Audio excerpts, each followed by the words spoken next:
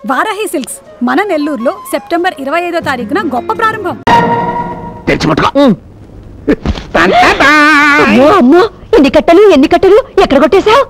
ఇది కొబ్బరికాయల్లో కొట్టేసిన కట్ట, ఇది బెల్లం కట్ట, ఇది ధాన్యం కట్ట, ఇది చేపల చెరువు కట్ట, ఇది కోళ్ల ఫారంల కట్ట, ఇది మా చెల్లి బీరువాలో వచ్చి కొట్టేసిన కట్ట. నువ్వెంత దొంగ నా మొగుడివురా నా మొగుడా.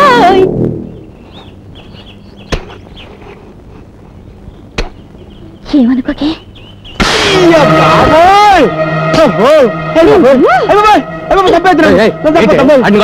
కొట్టాలా నరికి పోగలెట్టాలా? ఇంటికి పెద్ద పాలేరు వాడి మీద వేసేసుకుంటాం, వీళ్ళు పొగరెక్కిందేంటి? ఎంత మాట అన్నారండి. మీ కష్ట సుఖాల్లో పాలు పంచుకునే మీ భార్యకి, మీ లాభ నష్టాలు లెక్కలు చూసే మీ అర్ధాంగికి ఒక పాలు తప్పు చేస్తే కొట్టే హక్కు లేదా? ఏం తప్పు చేశాడు? బెల్లం బట్టికి నిప్పంటుకుని 2 లక్షలు నష్టం వచ్చిందంటే వీడు అజాగ్రత్త వల్లే కదా. బెల్లం బట్టికి నిప్పంటుకుందా? ఎప్పుడురా? నాకు తెలియదు నాయనే, నేను బెల్లం అనే మాట అంటేనే భూతార్థం తీస్తారు తండ్రి. వడగాలు వచ్చి వరి కుప్పలు కొట్టిపోయాట, 1.5 లక్షల లాసు. వడగాలు వచ్చిందా? ఏరా నేను చెప్పను బాబోయ్, నేను వడంటేనే పెడర్థం తీసి తంతారు తండ్రి. చెరువులో కొబ్బరి బండాలు రాలి చేపలు చచ్చిపోయాట, 1 లక్ష రూపాయలు నష్టం. చెరువులో బొండాలు రాలాయా? ఎప్పుడురా? అయ్యి బాబోయ్, అయ్యి బాబోయ్, ఓరి దేవుడోయ్, నేను బోండం అన్నా బండబూత అయిపోద్దండి. సమాధానం చెప్పడానికి వీలు లేని ప్రశ్నలు వేస్తున్నారేంటి అబ్బాయి గారు? హే భగవాన్, నాకు ఇలాంటి పరీక్ష పెట్టాడు తండ్రి. నేను చెప్పేది అబద్ధం అయితే ఇదిగో ఇక్కడ రాసుని చూడండి. ఎవరు రాశారు ఇది? గుమస్తా గారు. ఏడాడు? ఇక్కడే ఉన్నానండి అయ్యా. టుడే దిన ఫలాల్లో మన రాశి ఫలం ఎలా ఉందో చదివి చెప్పవయ్యా. మీ దినం అంది యా వృత్తిక రాజు కదండి. జస్ట్ మినిట్ లో మీది కుక్క బతికైపోతుంది, దాచిపెట్టిందండి. గుమస్తా గారు అయ్యా. ఈ పద్ధతి చదవండి. చదివి చెప్పండి. బెల్లం బత్తికి నిప్పంటుకోవటం వల్ల వచ్చిన నష్టం 2 లక్షలు. పథకాల వల్ల వరి కుప్పలు కొట్టుకుపోగా వచ్చిన నష్టం 1.5 లక్షలు. అదే కళ్ళద్దాలు లేకుండా చదివితే అర్థాలు మారిపోతాయి. ఇదే బెల్లం బట్టికి నిప్పంటుకోవడం వల్ల వచ్చిన లాభం 2 లక్షలు. వడగాలి వలన కుప్పలు కొట్టుకుపోవడం వల్ల వచ్చిన లాభం 1.5 లక్షలు. నిప్పంటుకుని వడగాలు వస్తే లాభం వచ్చిందా? యా చూడు మావా, నా ఆవిడ నాకు చదివి చెప్పింది, అందులో నట్టనే రాస్తుందంట. అబ్బా అంటే వాళ్ళది కాన్వెంట్ చదువులు కదా, లాభాల్ని నష్టాలను చదువుతారు అనుకుంటా. నువ్వు కొంచెం మూస్తే మంచిది అనుకుంటా. ఏంటి గుమస్తా గారు, ఏంటో తప్పుడు లెక్కలో? అయ్యా అదే ఓపిగా అయ్యా, వీళ్ళు ఇలా చెప్పరుగానే ఆ గన్నట్ట. అయ్యా కన్న ఇప్పుడు అది అవసరమా? కాల్చండి అయ్యా, ముందు గుండెలోకి వెళ్తే నిజం నోట్లోంచి వచ్చారు. చెప్పకండి అయ్యా, ఇలాగెలాగా ఉంది. మీ మావయ్య గారు నన్ను పెట్టి నా చేతి దగ్గర రాయించారు. తిన్నింటి అసలు లెక్కడతావరా? రామ మీ ఇంటికి 36 వాసాలు ఉన్నాయని నేను ఎప్పుడు కౌంట్ చేయలేదు అల్లుడు. Mother promise. మర్యాదగా కొట్టేసి నువ్వు ఎక్కడ దాసా చెప్పు, లేకపోతే కాల్చి మారస్తా. వద్దల్లుడు, మేనమావని చంపితే పాప చుట్టుకుంటుంది. ఏంటి చుట్టుకునేది? చుట్ట కౌసుండి కృష్ణుడు చంపితే ఏం చుట్టుకుంది? మీరు మేట నొక్కేయండి, ఒక్కరికి కక్కేస్తాడు. కక్కడానికి నా దగ్గర ఏం లేదు అల్లుడు. తిన్నదంతా మీ మేనత్త జబ్బుకే జీర్ణం అయిపోయింది, పైసా కూడా లేదు. Father promise. అమ్మో పాము, పాము పాము, పెద్ద పామురా. అవునండి, నేను కూడా చూశాను. ఏదేటెళ్ళింది? మీ మామయ్య గదిలోకి వెళ్ళి మీ అత్తయ్య పరుపులో దూరింది. కట్టల పామురా, కట్టల పాము. కట్టపాము కదండి, అది ఈ మధ్య ఇంట్లో తెగ తిరిగేస్తుందండి. నేను పట్టేస్తారు కదండి. నాగరాజ నాగరాజ. అమ్మో నా పరుపు, నా పరుపు, అమ్మో నా పరుపు, నా పరుపు. మీరు చూసింది అందులో దూరిన కట్టపావునా బావగారు? సరిపోండి, అది మా పెంపుడు స్నేకు. ఏంటే పావును పెంచుకున్నారా? పావును పూజిస్తే పిల్లలు పుడతారన్నారు. రోజు పావుల కోసం పుట్టల చుట్టూ ఎక్కడ తిరగలవని పర్మనెంట్ గా ఈ పావును తెచ్చుకుని పెంచుకుంటున్నాం అన్నమాట. అవునాయనా, పెంపుడు పావు పూజ చేయగానే పాలు తాగి ఈ పరుపులో పడుకుంటుంది. అయితే ఒకసారి పిలుస్తున్నాం. సారీ, ఇప్పుడు అది రెస్ట్ తీసుకునే టైము రాదు. ఈ అవ్వారం ఏదో అడ్డుకోలుగా కనిపిస్తుంది. ఈ పరుపు సార్ దులుపు. దులుపుమంటారా? దులుపుతా. అక్కర్లేదు, మా పరువు తీసించాలు. మా పరుపు కూడా తీయక్కర్లేదు. మా పరువు పోయిన చోట మా పరుపు మేము చచ్చే ఉన్నాం. పదవే పద. నిజంగా అందులో పావుంటే దున్నపోతులా మీరు ఎగిరి పడ్డప్పుడే చచ్చి ఉంటుంది. అవును నిజమే. రే తోలుపురా. అలాగేనండి, తప్పకుండా.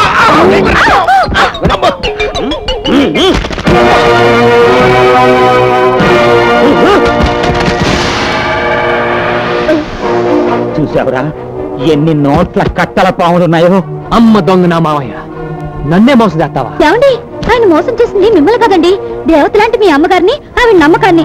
ఒక్కసారి అత్తయ్య గారిని చూడండి, పాపం తన అన్నగారింటి నీచుడని తెలిసి సిగ్గుతో ఎలా తలదించుకున్నారో. చిచ్చి, ఈయన మీ మేనమా అంటే నాకే మండుతోంది, ఇంకా అత్తయ్య గారికి ఎంత రగిలిపోతుందో.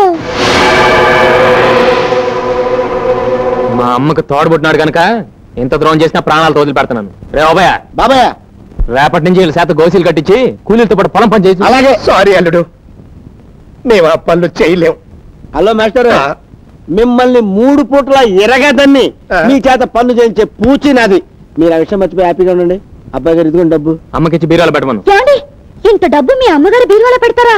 ఏ ఆవిడ 4 కాలాల పాటు బ్రతికుండడం మీకు ఇష్టం లేదా? ఏంటే మీ మామయ్య గారు దుర్బుద్ధి చూశారుగా, మీ అమ్మగారు నిద్రపోయేటప్పుడు ఓ బండగా ఆవిడ నెత్తి మీదేసి ఈ డబ్బు తూపోతే. అమ్మో నిజమే, డబ్బు కోసం వీడు అంత పని చేసినా చేస్తాడు. అయితే ఆ డబ్బు నీ దగ్గర ఉంచు. అమ్మో, నన్ను చంపితే? అత్త కోసం ప్రాణాలు అర్పించిన ఓ కోడలుగా చరిత్రలో నిలిచిపోతాం. ఈ అత్త కోసం ఆ మాత్రం త్యాగం చేయలేవా తల్లి? సరే, మీరు చెప్పారుగా, చేస్తాను.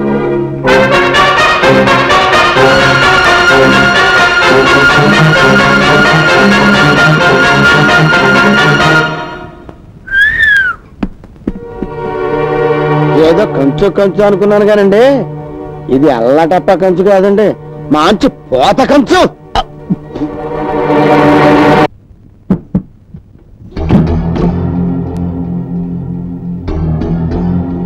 సబాష్, బాగా నటించావు, గొప్ప నటివి.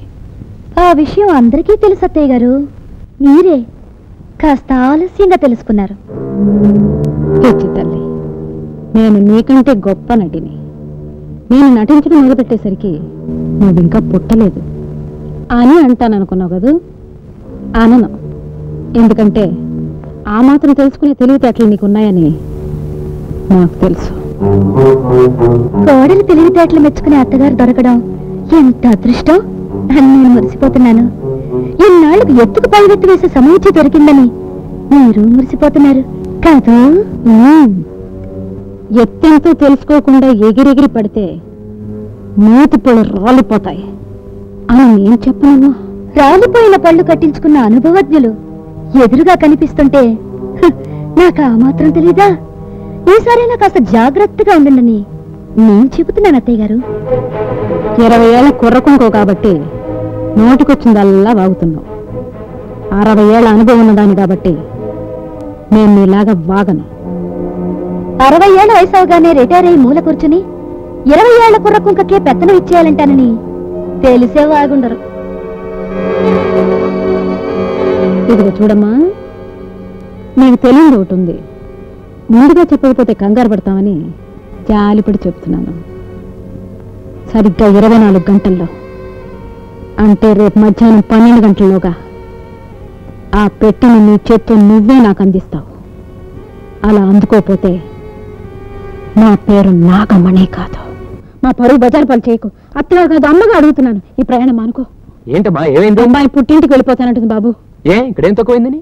ఆయన డాక్టర్ చదివారు, పట్నంలో హాస్పిటల్ కట్టాలి, డబ్బు కావాలన్నాను. దానికి మీ అమ్మగారు ఏమన్నారు తెలుసా? ఇదంతా దొరబాబాస్తి, అడ్డైన వాళ్ళకి ధారపోయటానికి ఒప్పుకోను అన్నారు. అవునే, ఈ ఆస్తంతా మన్నైతే. ఇప్పటికే నా చదువుల కోసం బోళ్ళంత డబ్బు ఖర్చు పెట్టాడు. ఇప్పుడు హాస్పిటల్ కట్టడానికి మళ్ళీ డబ్బు అంటే ఎలా? అందుకే వెళ్ళిపోతానంటుంది.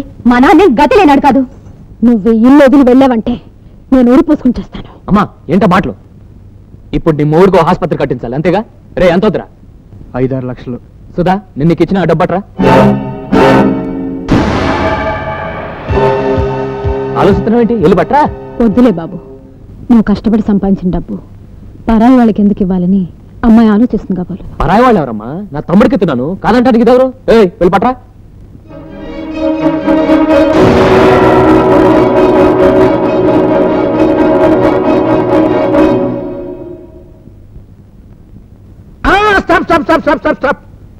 మా సిస్టర్ హ్యాండ్ చాలా గొప్పది.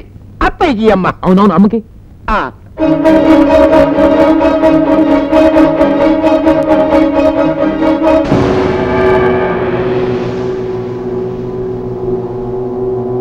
బాబు, టైం ఎంత అయింది? చెప్పు. కరెక్ట్ గా 1 నిమిషం తక్కువ అమ్మా. 12కి. ఏం దేనికమ్మా? 12 దాటితే వజ్యం వస్తుంది. అందుకని ఏమండి, నాకు చిన్న ఐడియా వచ్చింది. ఏంటది? ఈ డబ్బుతో ఎక్కడో పట్నంలో 100 ఆసుపత్రుల మధ్య మీ తమ్ముడు గారు 101 ఆసుపత్రి పెట్టడం మంచిదంటారా? ఒక్క ఆసుపత్రి లేని మన ఊళ్ళో నాగమణి ధర్మాసుపత్రి అని మీ అమ్మగారి పేరు మీద ఆసుపత్రి పెట్టడం మంచిదంటారా? నాగమణి ధర్మాస్పత్రి? అవునండి, మీ అమ్మగారి పేరు మీద ఆసుపత్రి పెట్టి మీ తమ్ముడు 10 మందికి ప్రాణభిక్ష పెడుతుంటే ఈ చుట్టుపక్కల ఆవిడికి ఎంత పేరు, ఎంత గౌరవం, మనకెంత తృప్తి. బంతి మొక్క, ఎంత మంచి మాట చెప్పావే. చూసామని పెద్ద కోటలు తెలియటాట్లు. కానీ బాబు, ఈ ఊళ్ళో ఆసుపత్రి పెట్టడం వాడికి ఏడ్చాడు. ఆడికేం తెలుసమ్మా? నీ పేరు మీద ఆసుపత్రి, మనోళ్ళు బంపరు శంకుస్థాపనకి ఏర్పాటు చేస్తాను, రెడీగా ఉండండి.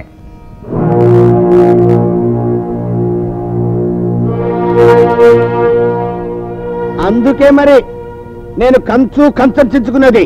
ఏమనంటే అన్నా ఉంటారు.